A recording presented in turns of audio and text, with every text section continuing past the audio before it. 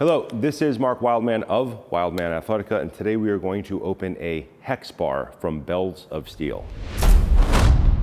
Today's opening knife is going to be a classic CRK Hisatsu.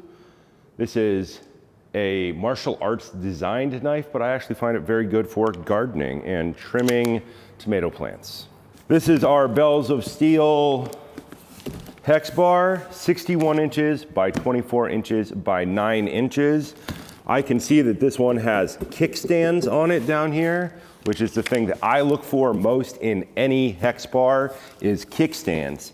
The kickstands allow you to stand the bar up so that you can load and unload plates very easily on and off of the bar.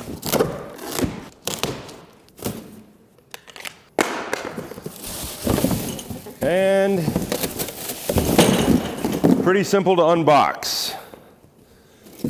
Inside they have stabilizing wood in order to keep it from breaking its way out of the box.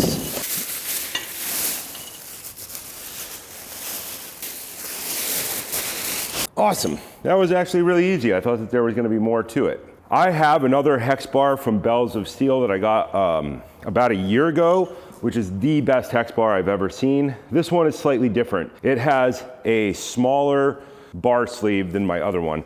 My other one has gold bar sleeves that are absolutely massive, and I think it holds up to like 800 pounds, which is more than anybody I know is ever gonna deadlift. I don't know how much weight we will be able to get on this in bumper plates. We'll definitely be able to get a ton of weight on it in solid steel plates, but in bumper plates, I do not know. I'll have to look it up and we'll put it in the bottom of the video. The main thing that I like is the kickstand. You can stand it up, slide plates on from both sides, and then tip it back down. I also like this step through on these bars so that you can step into them to do your lifts and step out of them without stepping over.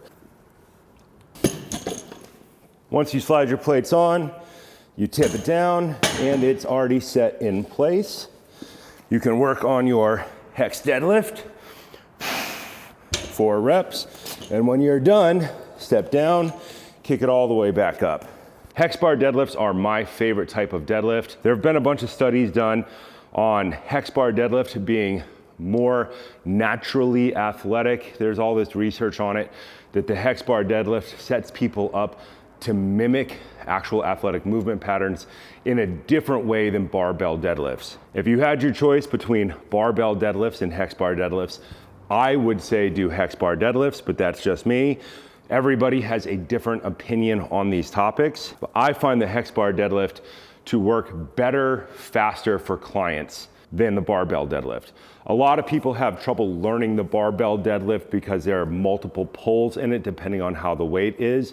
You have your entire life. You're probably gonna live to be 80 if you live in the modern Western world, so learn all of it over time.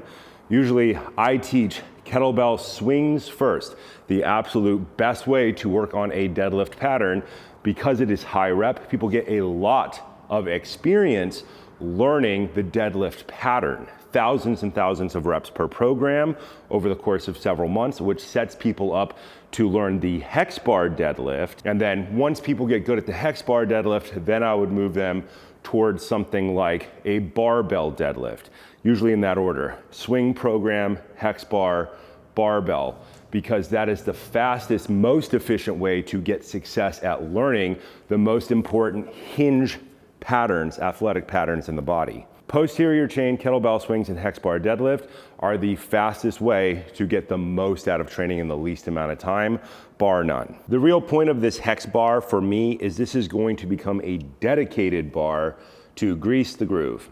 Greasing the groove is an old concept I first learned from the famous trainer Pavel many years ago.